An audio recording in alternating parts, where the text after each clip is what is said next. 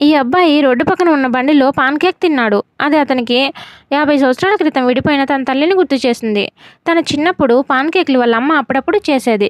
కానీ ఒకరోజు వాళ్ళ అమ్మ పనిలో ఉన్నప్పుడు కొంతమంది రౌడీలు వచ్చి ఆ అబ్బాయిని కిడ్నాప్ చేశారు. ఆ అబ్బాయి వాళ్ళ అమ్మ చాలా ఏడ్చింది. అది ఎంతగా అంటే దానివల్ల ఆమె కంటి చూపు పోయింది. వాళ్ళ నాన్న ప్రతిరోజు ఆ అబ్బాయిని వెతకడానికి రిక్షాపై వెళ్ళేవాడు. అలా అతను ఒకరోజు అనుకోకుండా రోడ్డు పక్కన పార్క్ చేసి ఉన్న ఒక లగ్జరీ కార్ని తగిలాడు. అతను చాలా భయపడ్డాడు. నేను నష్టపరిహారం చెల్లిస్తాను అని క్షమించమని కోరాడు. కానీ అతనికి తెలియదు ఆ కారు ఓనర్ తన కొడుకు అని. ఇద్దరికీ కూడా ఒకరికొకరు అసలు తెలియదు. అతను డిక్కీలో నుంచి ఒక కర్ర తీసి కోపంగా వాళ్ళ నాన్న వైపు నడిచాడు. కానీ అతను వాళ్ళ నాన్నని కొట్టకుండా తన రిక్షాని మాత్రమే కొట్టాడు. అలా వాళ్ళ మధ్య ఉన్న గొడవ సద్దుమణిగింది.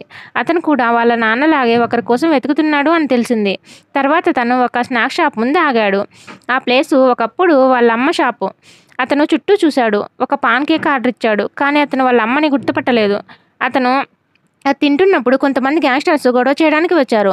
ఆ షాపు వాళ్ళు కూల్చేయాలి అనుకుంటున్నారు. కానీ ఆమె తన కొడుకు కోసం ఎదురు చూస్తూ ఉంది. అందుకే బయటికి వెళ్ళను అని చెప్పింది. గ్యాంగ్స్టర్స్ చాలా హింసించారు. కానీ తను లొంగలేదు. అప్పుడే అనుకోకుండా గ్యాంగ్స్టర్ చేతిపై ఉన్న టాటూని తాకింది.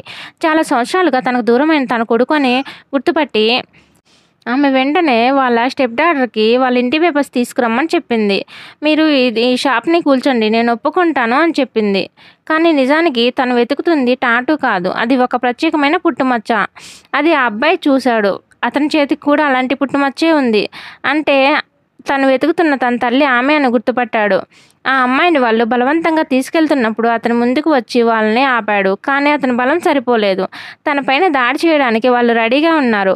అప్పుడే అతను బాడీగార్డ్స్ హెల్ప్ చేయడానికి వచ్చారు. వాళ్ళు ఆ గ్యాంగ్స్టర్ని కొట్టి అదుపులోకి తీసుకొచ్చారు.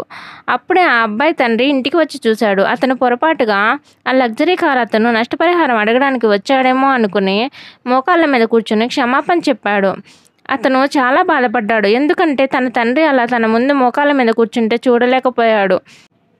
వెళ్ళి నేనే మీ అబ్బాయిని అని చెప్పాడు.